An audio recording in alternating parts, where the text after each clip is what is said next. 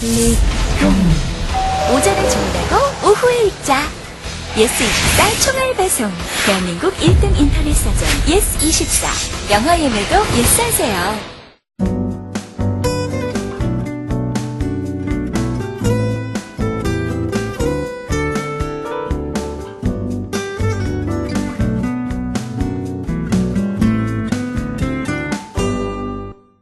소비자의 책 읽기 또는 소비자의 영화 읽기와 생산자의 책 읽기, 생산자의 영화 읽기는 되게 다른 측면이다.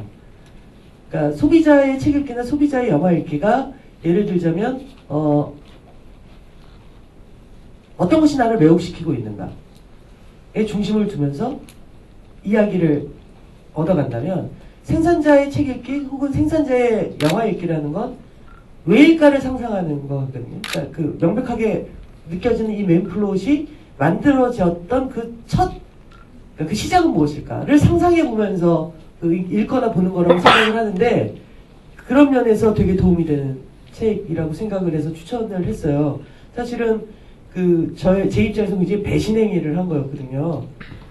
화차의 원작자이신 미야베 미유키 선생님의 신간이 출간이 비슷한 시기에 됐어요.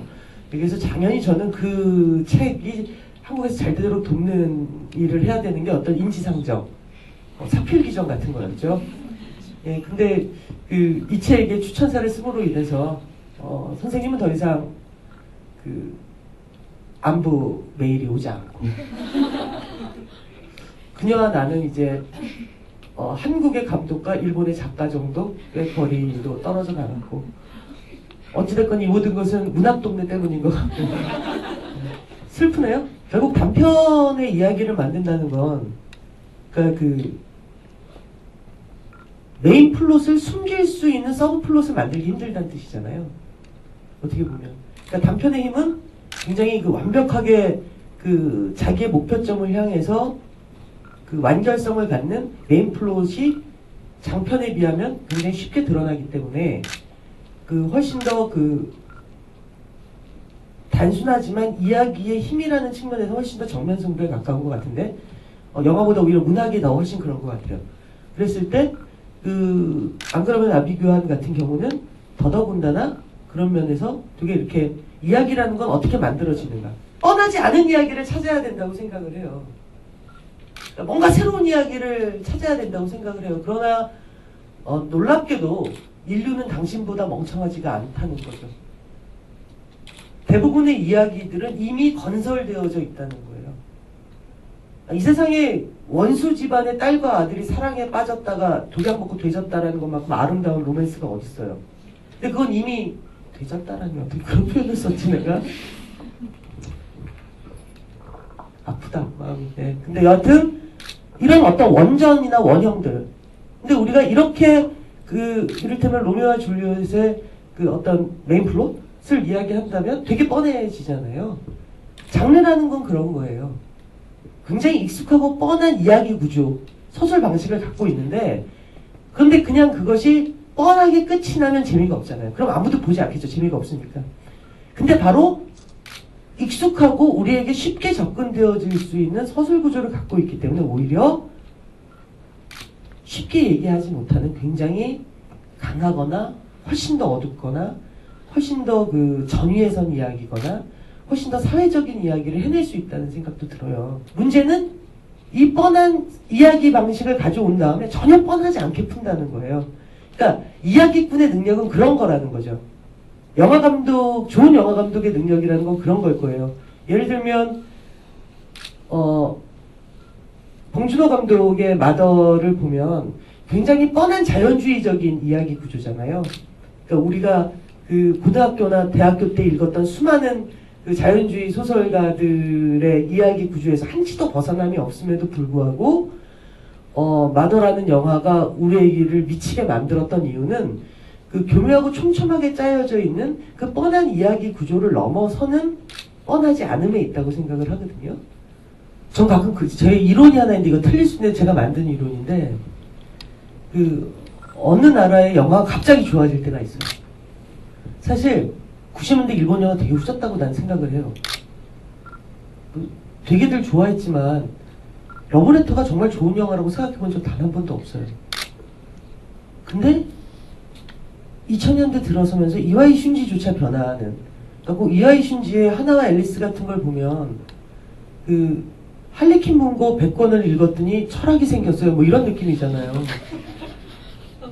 근데 저는 제가 절대로 믿지 않는 게 뭐냐면 어느 날 누군가가 훅 천재가 되거나 훅 깨닫는 건 없다. 어떤 흐름이 있다고 생각을 하는데 2000년대 일본 문학이 되게 훌륭해졌다는 생각이 들어요. 전 요즘 전 세계 영화 중에서 가장 당대 영화를 만드는 곳이 의외로 헐리우드라는 생각이 들어요. 근데 거기에는 어쩌면 21세기 들어서서 그 미국 문학이 이를테면 뭐 척팔라닉이라든가 또는 이 책에 나오는 이런 장르 작가들이 바로 세상 안의 이야기로 끊임없이 들어가면서 그러니까 장르의 힘을 확장해내고 있는 거죠.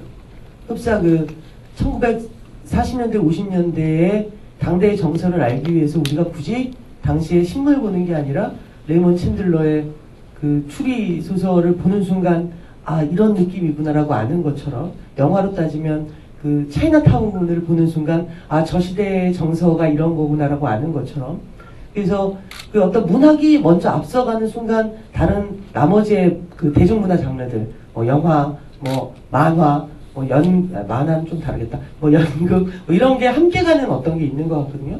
그래서 누군가 한국 영화 시나리오 왜 이렇게 후져요? 그럼 전 언제나 그렇게 대답해. 한국 문학 때문이라고. 한국 문학이 후져서 그런 것 같다고. 영화 화차와 견줄 만한 단편 영화나 단편 소설을 추천해 주세요라고 하트를 해주신 신은경님. 네, 영화 화차와 견줄 만한 굉장한 영화죠. 화차. 네, 견줄 만한 작품이 있을까요? 단편 영화로요? 단편 영화나 단편 소설이라고 하시는데요. 근데 이건 비교할 수 있는 범주의 건 아닌 것 같고요. 그냥 이렇게 말씀드릴게요. 제가 굉장히 좋아하는 한국 단편 영화가 3편이 있어요. 세 번째 작품은, 그러니까 3등은 여기서도 상영이 됐던 에드벌룬, 이우정 감독의 에드벌룬을 굉장히 좋아해요. 2등은 20세기 작품인데 2편 다, 이재행 감독의 봄사내라는 단편 영화가 있어요. 굉장히 개인적으로 좋아하고, 가끔 단편 영화나 영화 만드는 거에 관한 수업을 해야 될 때 꼭 상영하는 작품이에요. 이제까지 살면서 봤던 단편 영화 중에 가장 좋았던 건 그 소름을 만든 윤종찬 감독님의 풍경이라는 단편 영화가 있어요. 저는 그 작품을 볼 때마다 지금도 울어요. 너무 훌륭한 작품이고, 혹시 풍경을 보신 적이 없으신 분은 영화 소름의 DVD를 구매하시면 거기에 보너스로 풍경이 있네? 그래서 보실 수 있어요. 근데 저는 풍경은 정말 쇼트 하나하나가 울어요. 쇼트 하나하나에 우는 것 같아요. 너무너무 좋아해서 어떤 누구에게도 사실은 잘 안 보여줘요. 기분 나쁘잖아요. 근데 지금 얘기해 주니까 여기 계신 분들은 보실 수 있겠네요, 이제. 그게 저랑 무슨 상관이 있어요? 그러면 단편 소설 좋아하시는 거 혹시 기억나는 거 있으세요, 지금? 제가 가장 좋아하는 단편 소설은 아까 조금 전에 거론했는데 레이먼드 카버의 열병이라는 단편이 있어요. 그건 제가 앞으로 해보고 싶은 모든 또는 이제까지 했던 모든 영화의 원전 중에 하나예요. 너무너무 좋아하고 이런 질문이 있었어요. 시나리오를 준비하는 학생인데 스크립트 따라 쓰기도 하고 영화를 보면서 스크립트를 보기도 하는데 혹시 감독님만의 습작 비결이 있을까요? 예. 저만의 습작 비결을 공개할 정도로 제가 지금 은퇴한 상태이거나 여유로운 상태가 아니에요. 예. 죄송해요. 그러면 어쨌든 감독님 이야기를 만드시잖아요. 다큐멘터리 작업을 요새는 안 하고 계시니까 어떤 이야기가 떠오르는지 대신 이런 말씀을 드릴 수 있을 것 같아요. 여기저기서 했던 말인데 화차의 원작자의 미야베 미유키 미미 여사가 그러니까 걸어다니는 대기업 같은 거일 거 아니에요. 이를테면 전 세계로 출간이 되고 뭐 히트를 치고 있으니까. 근데 이제 매일매일 출판사로 출근을 해서 작업을 하는데 어느 날 출판사 사람들이 그랬대요. 네가 운전을 못하니까 근데 돈은 많으니까 운전기사 써서 자동차로 출퇴근을 했으면 좋겠다고 제안을 했대요. 그랬더니 미미 여사가 일주일을 고민을 하다가 나에게 있어서 만약 아침에 부모님 집에서 나와서 골목길을 걸어가며 사람들과 마주치고 시장통을 걸어가며 이제 가게를 열 준비를 하는 사람들을 보고 지하철을 타서 지하철에 같은 칸에 타 있는 사람들의 얼굴을 보며 어떤 무엇인가를 상상하지 못한다면 저는 작품을 쓸 수가 없습니다. 왜냐하면 자기 작품에 나오는 모든 인물과 사건과 메인 플롯과 어떤 디테일들은 자기의 출퇴근 길에서 만났던 어떤 사람을 보면 상상했던 어떤 것이기 때문이다. 납치되지 않도록 노력하겠습니다. 뭐 이게 엔드 대사였다고 하는데 그런 거라고 생각을 해요. 무언가를 쓴다는 건 그것을 가장 제가 천박하게 예를 들자면 흡사 양념하지 않은 고기처럼 무라카미 하루키는 고기를 안 먹잖아요. 생선하고 두부만 먹잖아요. 그래서 하루키 소설에는 야끼니쿠 집이 안 나오는 거라고 생각을 해요. 죄송해요. 이렇게 후지게 예를 들어서.